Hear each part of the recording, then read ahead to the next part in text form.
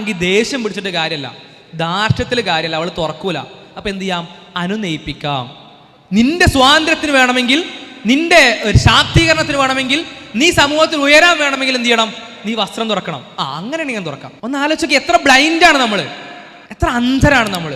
ഈ സാമൂഹ്യ മാധ്യമങ്ങളിലൂടെ കിട്ടുന്ന ആശയങ്ങൾ നമ്മുടെ പ്രകൃതിക്ക് പോലും ചേരുന്നില്ലെങ്കിലും അവ സ്വീകരിക്കുന്നു. ഇതുകൊണ്ടുണ്ടാകുന്ന കാര്യം എന്താ? നേരത്തെ പറഞ്ഞില്ലേ, ഈ പലപ്പോഴും സെലിബ്രേറ്റ് ചെയ്യപ്പെടുന്ന സ്ത്രീകൾ ആരായിട്ട് മാറുന്നു അറിയോ?